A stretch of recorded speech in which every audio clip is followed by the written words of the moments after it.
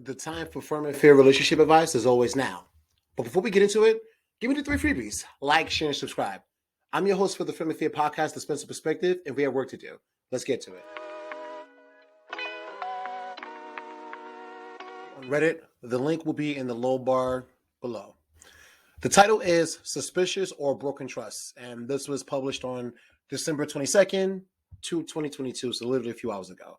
I, 26F, which is usually for women, don't know if this is fishy or not, but my husband, partner 29 of 6 years, sleeps with his phone in the bed, like it's almost underneath him. Nothing weird about that at first. Note, it's not plugged in. Anyway, at first, I thought he had just fallen asleep on his phone, but every time I've gone and put it on the bedside table in the past, he's immediately woken up and grabbed it. So now I know it's deliberate. Okay. We shared our phone passwords ages ago, but he has since changed his. I found out when I offered to send a text on his behalf to his mom and couldn't get into it. I just have this feeling like he's hiding something. But I also feel like it could just be him being a private person. Although in the past, he hid a huge amount of debt from me. I only found out when a letter addressed to him arrived, opened it in our mail, and I opened it to see if it was sensitive. Until that point, I had no reason not to trust him. It sounds like you kind of opened up his mail without his permission. That's a violation for the most part. I think it's like a federal felony, if I'm not mistaken, if you open up someone else's mail. But I found out it was only a letter addressed to him when it was in the mail. Until that point, I had no reason not to trust him. The money didn't even go on anything intangible, just food. He ate lunch in Narap. He told me that he was going to stop and pay it off and apologize for not telling me. He stuck to his word and has since paid the debt off. He showed me the statements voluntarily. I didn't ask, and has cut up his credit cards. I just don't know what to think. I feel like this could be wounds from trust being broken on both sides. Him seeing me as snooping and me seeing him as lying to me in the past. But it could also be more. Any advice? So let's see some of the comments. I'm a little unsure. As of right now, there are no comments. So let's take a look. You've been together for about 6 years. He's your husband. I'm sorry. I got to be real with you. When it comes to privacy, you're never going to know someone 100%, no matter what you do. But you shouldn't be with a partner that deliberately hides things from you.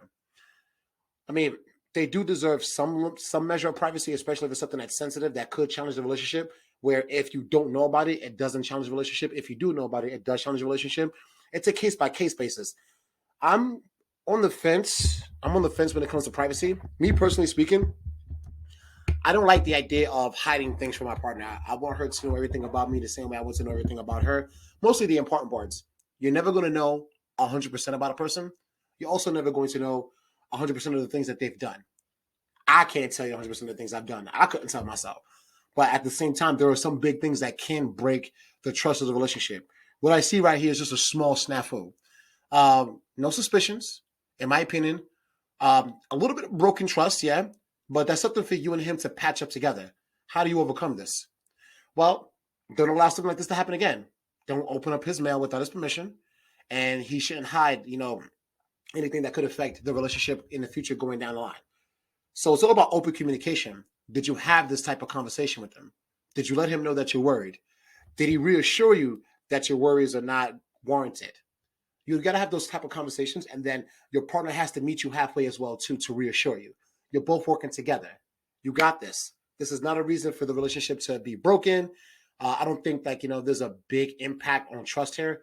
There may be some, but at the same time, it's up to you and him to fix it. How will you fix it? Did you have an idea? You know what I've been finding out? We sure love coming to our partners with the problems, but we don't come to them with the problems and the solutions that we haven't had. Going forward in the future, I'd love for you to do this in the future. If you have an issue with the relationship, ask yourself, how would you solve it to make things right? It doesn't matter whether you're wrong or right. If you're worried about whether you're wrong or right in an argument, in a relationship, you're both lost. And you're both doing the wrong thing because it's you and your partner against the situation, not you versus your partner. Okay? Work together.